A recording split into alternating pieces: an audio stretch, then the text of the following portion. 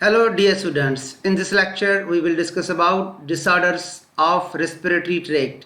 सबसे पहला डिसऑर्डर जो हम पढ़ेंगे वो है लंग कैंसर. सबसे पहले definition, what is lung cancer?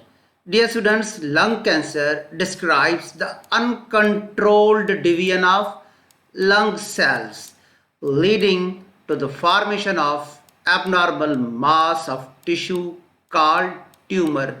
Lung cancer एक ऐसा डिसऑर्डर है रेस्पिरेटरी सिस्टम का जिसमें लंग के सेल्स एबनॉर्मली डिवाइड होना शुरू हो जाते हैं और एक एबनॉर्मल मास बनाते हैं, टिश्यू बनाते हैं जिसको ट्यूमर कहा जाता है. अब आप यहाँ देखें, यहाँ पे जहाँ पे मैं सर्कल कर रहा हूँ, यहाँ पे लंग में एक एबनॉर्मल टिश्यू का मास बना हुआ है, इसको कहते हैं लंग ट्यूमर. उसके बाद डियर स्टूडेंट्स, ये जो लंग कैंसर है उसमें जो ट्यूमर डेवलप होता है तो फिर उस क्या होता है कि उस ट्यूमर से सेल सेपरेट होकर हमारे ब्लड स्ट्रीम में आ जाते हैं और फिर ये ट्यूमर के सेल्स दूसरे ऑर्गन्स की तरफ माइग्रेट होना शुरू हो जाते हैं और कैंसरस सेल्स स्प्रेड हो जाते हैं एक ऑर्गन से दूसरे ऑर्गन में. इसको कहते हैं मेटास्टेसिस.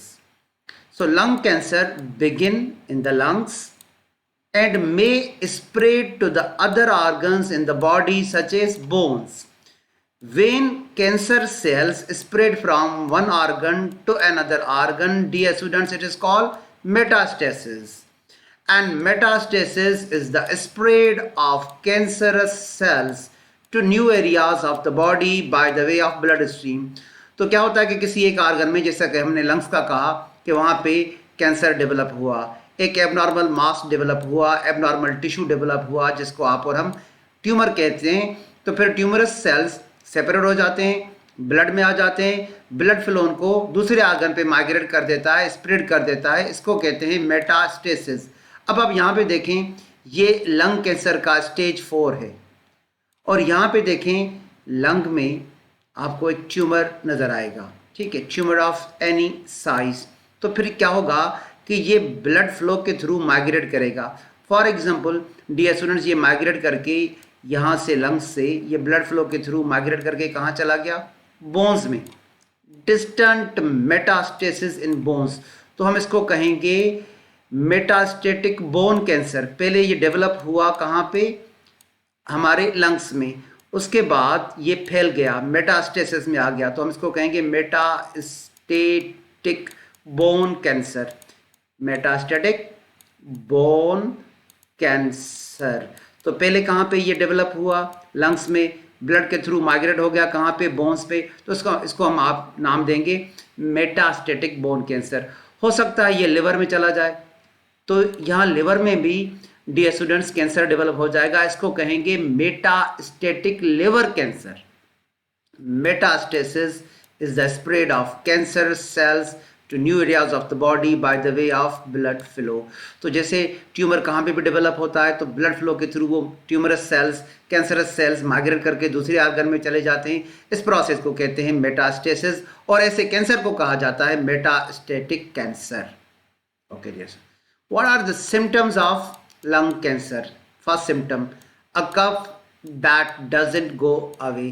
तो कफ होता है और वो कफ मुसलसल रहता है. दूसरा, shortness of breath with activity. देखिए यहाँ पे shortness of breath with activity show किया गया है. What do you mean by shortness of breath? Difficult to fully get air into your lungs. तो हम अपने फेफड़ों में जब सांस लेते हैं तो उसमें दुश्वारी होती है, इसको कहते हैं शॉर्टनेस ऑफ ब्रीथ. और उसके बाद रिपीटेड रेस्पिरेटरी इन्फेक्शंस. देखें इस पर्सन के ऊपर जो ब्रोंकियोल्स हैं वो हेल्दी हैं, healthy bronchioles and alveoli.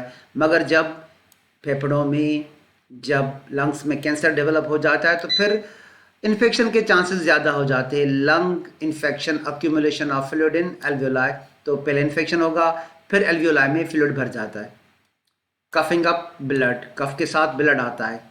Shoulder में, आर्म में, चेस्ट में और बैक में पेन होता है और वेट लॉस होता है, unexpected weight loss. So these are the symptoms of lungs cancer. अब हम आते हैं etiology. What is dear students etiology?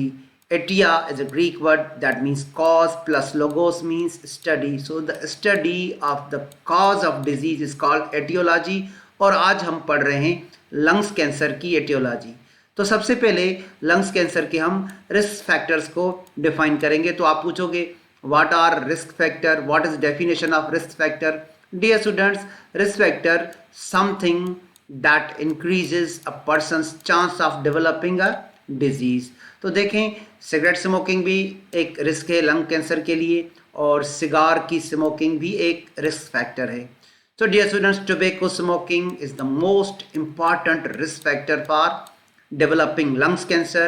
Cigarette, cigar and pipe smoking all increases the risk of lungs cancer. और एक बहुत important बात dear students, second hand smoke. देखें, ये पर्सन स्मोक कर रहा है, ठीक है, और इसके करीब जो लेडी खड़ी हुई वो तो स्मोकिंग नहीं कर रही। तो यहाँ से ये जो स्मोक एक्सहेल करेगा तो करीब वाला पर्सन इनहेल करेगा। इसको कहते हैं second hand smoke. What is second hand smoke?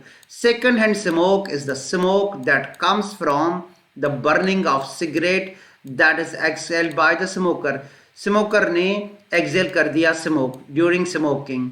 अब करीब वाला पर्सन उसको इनहेल कर रहा है। Inhaling second hand smoke is called passive smoking. ये जो सिगरेट पी रहा है ये एक्टिव स्मोकिंग कर रहा है। ये लड़की हालांकि ये स्मोकिंग नहीं कर रही, फिर भी हम इसको कहते हैं पैसिव स्मोकिंग, क्योंकि स्मोक उसकी बॉडी में जाएगा। देखिए, एक पर्सन यहाँ पे स्मोकिंग कर रहा है तो ये एक्टिव स्मोकिंग कर रहा है। जो करीब बैठा हुआ है, जब वो सांस लेगा तो ये स्मोक उसकी बॉडी में चला जाएगा, ये पैसिव स्मोकिंग करेगा। People who inhale second hand smoke are exposed to the same cancer causing agents as smokers although in smaller amounts. तो डियर स्टूडेंट्स, आपके करीब कोई भी कोई सिगरेट पी रहा है, स्मोकिंग कर रहा है, तो आप उससे दूर हो जाएं, क्योंकि आप भी उसके साथ साथ पैसिव स्मोकिंग कर रहे हो। आपको भी कैंसर काजिंग एजेंट्स का खतरा लाहक हो सकता है। और डियर स्टूडेंट्स, उसके अलावा एनवायरमेंटल फैक्टर की हम बात करेंगे। एक गैस होता है रेडॉन गैस। अगर वो रेडॉन गैस हम ज़्यादा इनहेल कर लें तो वो हमारे फेफड़ों में सेटल हो जाएगा, और ये भी एक काज है लंग्स कैंसर का। Radon exposure is the second leading cause of the death by lung cancer after the tobacco smoke. तो सबसे पहले नंबर पे टोबैको स्मोकिंग की वजह से लंग कैंसर और उसकी वजह से डेथ होती है। उसके बाद दूसरे नंबर पे रेडॉन गैस। तो रेडॉन गैस है क्या? Radon is an odourless, tasteless, radioactive gas that occurs as uranium decay in soil. जब डियर स्टूडेंट्स हमारी सॉइल में जब यूरेनियम डीके होता है तो उससे एक रेडियो एक्टिव गैस निकलता है जिसको आप और हम रेडॉन गैस कहते हैं। फिर ये हमारे होम्स में आ जाता है। Radon gas it इंटर्स in your home through cracks and pores in the foundation. The radioactive particles can begin to cause cellular damage to the lining of the lungs. Uranium का DK होता है, उससे radioactive gas निकलता है radon. फिर ये जब हमारे होम्स में आ जाता है क्रैक्स के थ्रू फाउंडेशन में, तो हम सांस लेते हैं तो उसमें हमारे लंग्स में सेटल हो जाता है। ये भी एक कॉज है लंग्स कैंसर का। और उसके बाद dear students, asbestos is a tough heat resistant mineral that was added to the building material of many older homes. यहाँ पे डियर स्टूडेंट्स आपको एक बिल्डिंग मटेरियल नज़र आ रहा है, इसको आप और हम क्या कहेंगे? Asbestos. Asbestos fibres on the sales with lungs. अगर ये हमारे लंग्स में सेटल हो जाएं तो ये भी एक काज है हमारे लंग्स कैंसर का। Asbestos is naturally occurring fibrous silicate material. ये एक सिलिकेट मटेरियल है। Asbestos, a fibrous building material and is carcinogen aside from tobacco. Anything that causes cancer is called carcinogen.